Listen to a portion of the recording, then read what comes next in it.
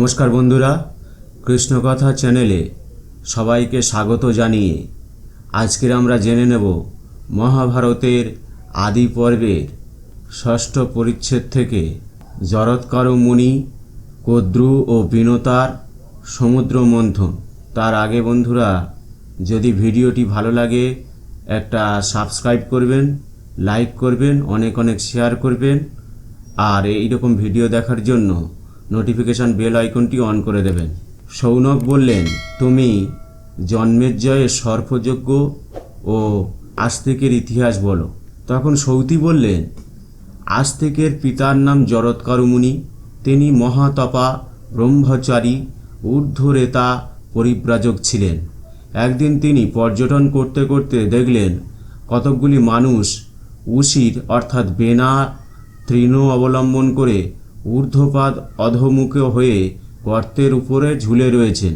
জরৎকারুর প্রশ্নের উত্তরে তারা বললেন, আমরা যাযাবর নামক ঋষি ছিলাম। জরৎকারু নামে আমাদের এক পুত্র আছে। সেই মূঢ় কেবল তপস্যা করে, বিবাহ এবং সন্তান উৎপাদনের চেষ্টা তার নেই। আমরা অনাথ হয়ে বংশলোপের আশঙ্কায় পাপীর ন্যায় এই গর্তে লম্বমান রয়েছি। জরৎকারু বললেন, আপনারা আমারই পিতৃপুরুষ, বলুন আমাকে কি করতে হবে। পিতৃগণ বললেন, বৎস, বিবাহ করো এবং সন্তান উৎপাদন করো, তাতেই আমাদের পরম মঙ্গল হবে। জরৎকারু বললেন, আমি নিজের জন্য বিবাহ বা ধনোপার্জন করব না, আপনাদের হিতের জন্যই বিবাহ করব। যে কন্যার নাম আমার নামের সমান, যাকে তার আত্মীয়রা স্বেচ্ছায় দান করবে, আমি তাকে ভিক্ষাস্বরূপ নেব। জরৎকারু মুনি বিবাহ করার জন্য বিভিন্ন জায়গায় ভ্রমণ করতে লাগলেন। একদিন তিনি বনে গিয়ে ধীর ও উচ্চ কণ্ঠে 3 বার কন্যা ভিক্ষা করলেন। তখন বাসুকি তার ভগ্নীকে নিয়ে এসে বললেন, দ্বিজোত্তম, আপনি একে গ্রহণ করুন। কন্যার নাম আর নিজের নাম এক জেনে জরৎকারু তাকে বিবাহ করলেন। আস্তিক নামে তাদের এক পুত্র হলো। তিনি সর্পগণকে ত্রাণ করেন এবং পিতৃগণকেও উদ্ধার করেন। শৌনক বললেন, বৎস সৌতি, তোমার কথা অতি মধুর, আমরা এখন শুনতে ইচ্ছা করি। সৌতি বলতে লাগলেন, পুরাকালে সত্যযুগে দক্ষ প্রজাপতির কদ্রু ও বিনতা নামে 2 সুলক্ষণা রূপবতী কন্যা ছিলেন। তারা কশ্যপের ধর্মপত্নী। কশ্যপ তাদের বর দিতে ইচ্ছা করলে কদ্রু বললেন, তুল্য বলশালী সহস্র নাগ আমার পুত্র হোক। বিনতা বললেন, আমাকে 2 পুত্র দিন, যারা কদ্রুর পুত্রের চেয়েও বলবান ও তেজস্বী। কশ্যপ 2 পত্নীকেই অভীষ্ট বর দিলেন। যথাকালে কদ্রু 1,000 ও বিনতা 2 ডিম্ব। 500 বৎসর পরে কদ্রুর পুত্রের চেয়েও বলবান ও তেজস্বী 2টি ডিম্ব প্রসব করলেন। কশ্যপ 2 পত্নীকেই অভীষ্ট বরও দিলেন। যথাকালে কদ্রু 1,000 ও বিনতা 2 ডিম্ব প্রসব করলেন। 500 বছর পরে কদ্রুর প্রত্যেক ডিম্ব থেকে পুত্র নির্গত হলো। নিজের 2 ডিম্ব থেকে কিছুই বার হলো না দেখে বিনতা একটি ডিম্ব ভেঙে দেখলেন, তার মধ্যস্থ সন্তানের দেহের ঊর্ধ্বভাগ আছে, কিন্তু নিম্নভাগ অপরিণত। সেই পুত্র ক্রুদ্ধ হয়ে মাতাকে শাপ দিলেন, তোমার লোভের ফলে আমার দেহ অসম্পূর্ণ হয়েছে, তুমি 500 বৎসর কদ্রুর দাসী হয়ে থাকবে। অন্য ডিম্বটিকে অসময়ে না ভেঙে যথাকালে তা থেকে পুত্র নির্গত হয়ে তোমার দাসিত্ব মোচন করবে।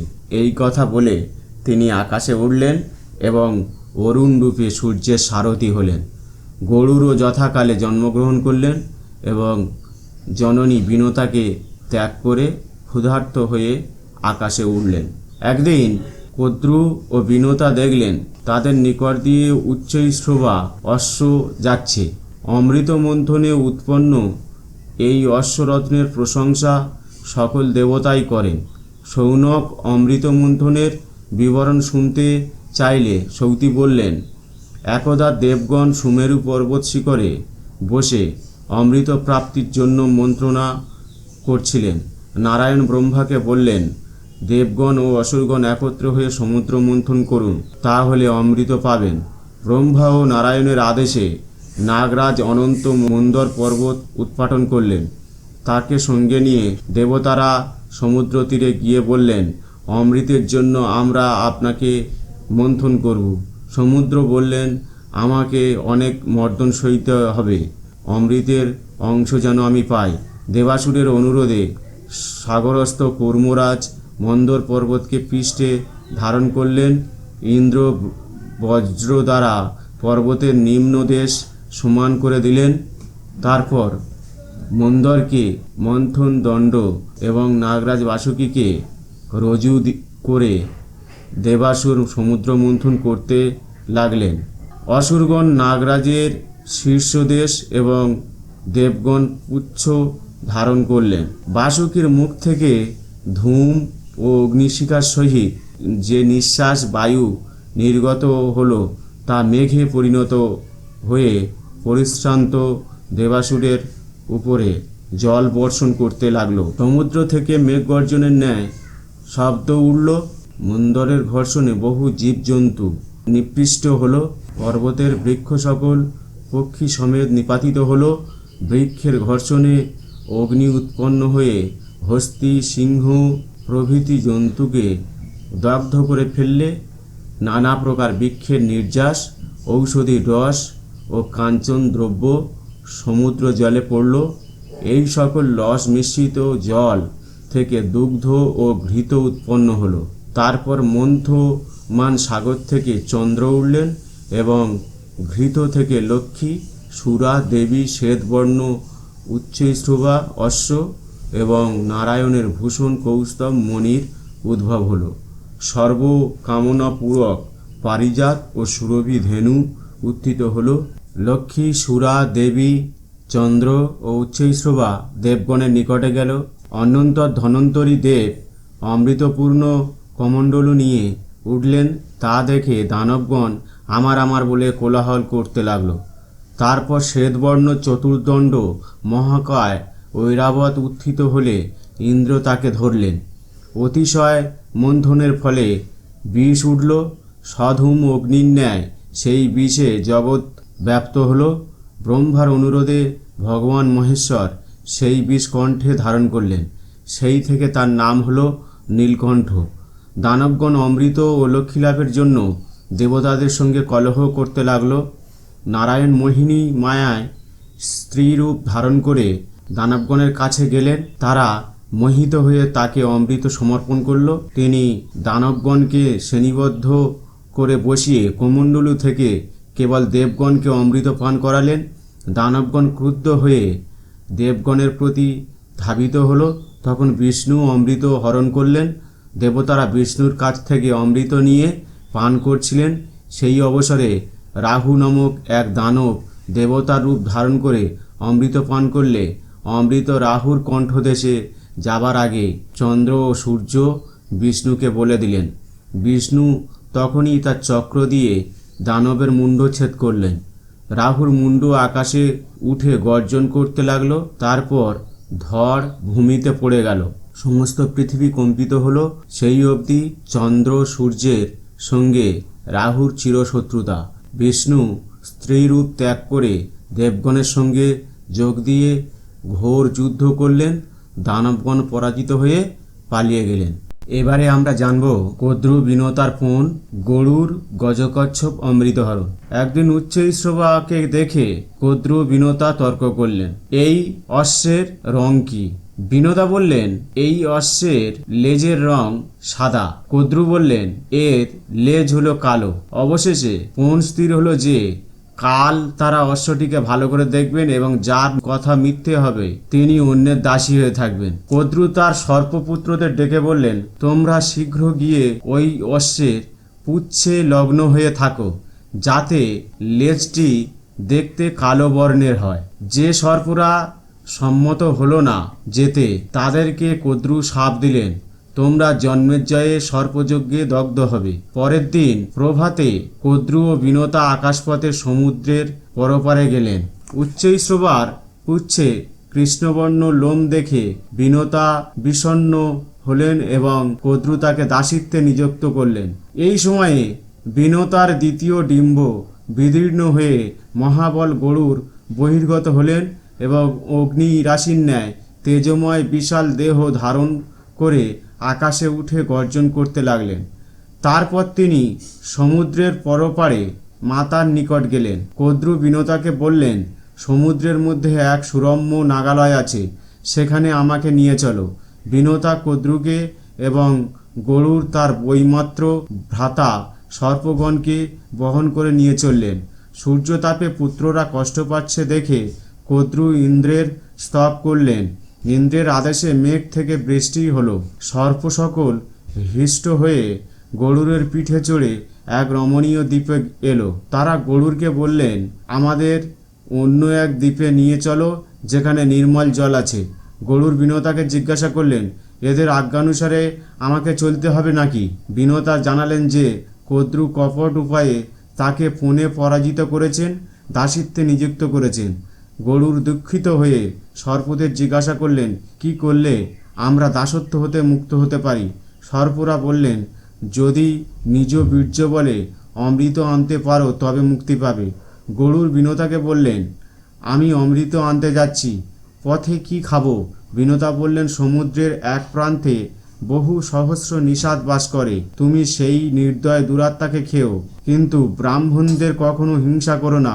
গরুর আকাশমার্গে যাত্রা করে নিষাদালয়ে উপস্থিত হলেন এবং মুখবাদান করে নিষাদগণকে গ্রাস করলেন। এক ব্রাহ্মণ তার পত্নীর সঙ্গে গরুরের কণ্ঠে প্রবেশ করেছিলেন। দীপ্ত অঙ্গারের ন্যায় দাহ বোধ হওয়ায় গরুর বললেন, দ্বিজোত্তম, তুমি শীঘ্র নির্গত হও। ব্রাহ্মণ পাপী হলেও আমার ভক্ষ নয়। ব্রাহ্মণ বললেন, তবে আমার নিষাদী ভাজ্যাকেও ছেড়ে দাও। গরুর বললেন, আপনি তাকে নিয়ে শীঘ্র বেরিয়ে আসুন, যেন আমার জঠরানলে জীর্ণ না হন। ব্রাহ্মণ সস্ত্রীক নির্গত হয়ে গরুরকে আশীর্বাদ করে প্রস্থান করলেন। তারপর গরুর তার পিতা মহর্ষি কশ্যপের কাছে গেলেন। কশ্যপ কুশল প্রশ্ন করলে গরুর বললেন, আমি মাতার দাসিত্ব মোচনের জন্য অমৃত আনতে যাচ্ছি, কিন্তু আমি প্রচুর খাদ্য পাই না। আপনি আমার ক্ষুধা পিপাসার নিবৃত্তির উপায় বলুন। কশ্যপ বললেন, বিভাবসু নামে এক কোপন স্বভাব মহর্ষি ছিলেন। তার কনিষ্ঠ ভ্রাতা সুপ্রতীক ধনবিভাগের জন্য বারবার অনুরোধ করতেন। একদিন বিভাবসু বললেন, যে ভ্রাতারা গুরু ও শাস্ত্র মানে না, তারাই পরস্পরকে শত্রু ভেবে শঙ্কিত হয়। সাধুলোকে ধনবিভাগের প্রশংসা করে না। তুমি আমার নিষেধ শুনবে না, ভিন্ন হয়ে ধনশালী হতে চাও, অতএব আমার শাপে তুমি হস্তি হও। সুপ্রতীকও জ্যেষ্ঠকে শাপ দিলেন, তুমি কচ্ছপ হও। বৎস গরুর, ওই যে সরোবর দেখছ, ওখানে দুই ভ্রাতা গজ কচ্ছপ রূপে পরস্পরকে আক্রমণ করছে। তুমি ওই মহাগিরিতুল্য গজ এবং মহামেঘতুল্য কচ্ছপ ভোজন করো। এক নখে গজ আর এক নখে কচ্ছপকে তুলে নিয়ে গরুর অলম্ব তীর্থে গেলেন। সেখানকার বৃক্ষ সকল শাখাভঙ্গের ভয়ে কাঁপতে লাগলো। একটি বিশাল দিব্য বটবৃক্ষ গরুরকে বললেন, আমার 100 যোজন আয়ত মহাশাখায় বসে তুমি গজকচ্ছপ ভোজন করো। গরুর বজ্রমাত্র মহাশাখা ভেঙে গেল। বাল্যখিল্য মুনিগণ সেই শাখা থেকে অধমুখে ঝুলছেন দেখে গরুর সন্ত্রস্ত হয়ে চঞ্চ দ্বারা শাখাটি ধরে ফেললেন এবং বহু দেশে বিচরণ করে অবশেষে গন্ধমাদন পর্বতে উপস্থিত হলেন। কশ্যপ সেখানে তপস্যা করছিলেন। তিনি পুত্রের অনিষ্ট বারণের জন্য বাল্যখিল্যগণকে বললেন, তপোধনগণ লোকের হিতের নিমিত্ত গরুর মহৎ কর্মে প্রবৃত্ত হয়েছে, আপনারা তাকে অনুমতি দিন।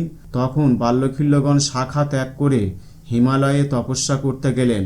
গরুর শাখা মুখে করে বিকৃত স্বরে পিতাকে বললেন, ভগবান, মনুষ্য বর্জিত এমন স্থান বলুন যেখানে এই শাখা ফেলতে পারি। কশ্যপ একটি তুষারময় জনশূন্য পর্বতের কথা বললেন। গরুর সেখানে গিয়ে শাখা ত্যাগ করলেন এবং পর্বতশৃঙ্গে বসে গজকচ্ছপ ভোজন করলেন। ভোজন শেষ করে গরুর মহাবেগে উড়ে চললেন। অশুভ সূচক নানা প্রকার প্রাকৃতিক উপদ্রব দেখে ইন্দ্রাদি দেবগণ ভীত হলেন। বৃহস্পতি বললেন, কশ্যপ বিনতার পুত্র কামরূপী গরুর অমৃত হরণ করতে আসছে। তখন দেবতারা নানাবিধ অস্ত্র ধারণ করে অমৃত রক্ষার জন্য প্রস্তুত হলেন। গরুরকে দেখে দেবগণ ভয়ে কম্পিত হয়ে পরস্পরকে অস্ত্রাঘাত করতে লাগলেন। বিশ্বকর্মা অমৃতের রক্ষক ছিলেন।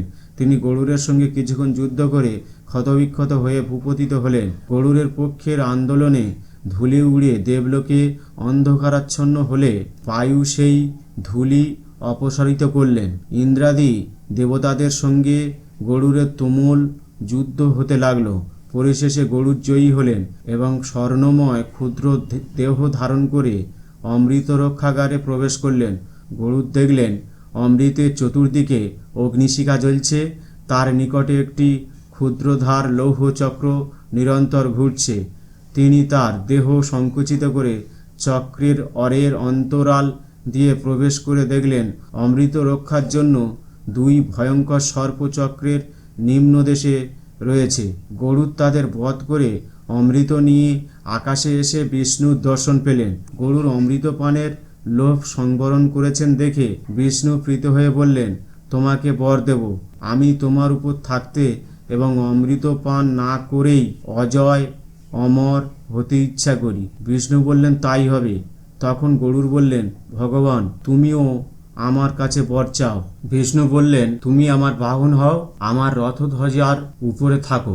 গরুর বললেন, তাই হবে বলেই মহাবেগে প্রস্থান করলেন। তখন ইন্দ্র তাকে বজ্রাঘাত করলেন। গরুর সহাস্যে বললেন, শতক্রতু দধিচি মুনি তার অস্থিজাত বজ্র এবং তোমার সসম্মানের নিমিত্ত আমি একটি পালক ফেলে দিলাম। তোমার বজ্রপাতে আমার কোনো ব্যথা হয়নি। গরুরের নিক্ষিপ্ত সেই সুন্দর পালক দেখে সকলে আনন্দিত হয়ে তার নাম দিলেন সুপর্ণ। ইন্দ্র তার সঙ্গে সখ্য স্থাপন করে বললেন, যদি তোমার অমৃতের প্রয়োজন না থাকে তবে আমাকে ফিরিয়ে দাও, কারণ তুমি যাদের দেবে তারাই আমাদের উপর উপদ্রব করবে। গরুর বললেন, কোনো বিশেষ উদ্দেশ্যে আমি অমৃত নিয়ে যাচ্ছি, যেখানে আমি রাখব সেখান থেকে তুমি হরণ করো। ইন্দ্র তুষ্ট হয়ে বর দিতে চাইলে গরুর বললেন, মহাবল সর্পগণ আমার ভক্ষ হোক। ইন্দ্র বললেন, তাই হবে। ও তারপর গরুর বিনতার কাছে এলেন এবং সর্প ভ্রাতাদের বললেন, আমি অমৃত এনেছি, এই কুশের উপর রাখছি, তোমরা স্নান করে এসে খেও। এখন তোমাদের কথা রাখো, আমার মাতাকে দাসিত্ব থেকে মুক্ত করো। তাই হোক বলে সর্পরা স্নান করতে গেল। এই অবসরে ইন্দ্র অমৃত হরণ করলেন। সর্পের দল ফিরে এসে আমি আগে বলে অমৃত খেতে গেল, কিন্তু না পেয়ে কুশ চাটতে লাগলো। তার ফলে তাদের জিহ্বা দ্বিধা বিভক্ত হলো। বন্ধুরা, এর পরের পর্বে আমরা অষ্টম পরিচ্ছেদে আজ থেকে জন্ম ও পরীক্ষিতের মৃত্যু বিবরণ সম্পর্কে শুনব। যদি ভিডিওটি ভালো লাগে সাবস্ক্রাইব করবেন, লাইক করবেন, অনেক শেয়ার করবেন।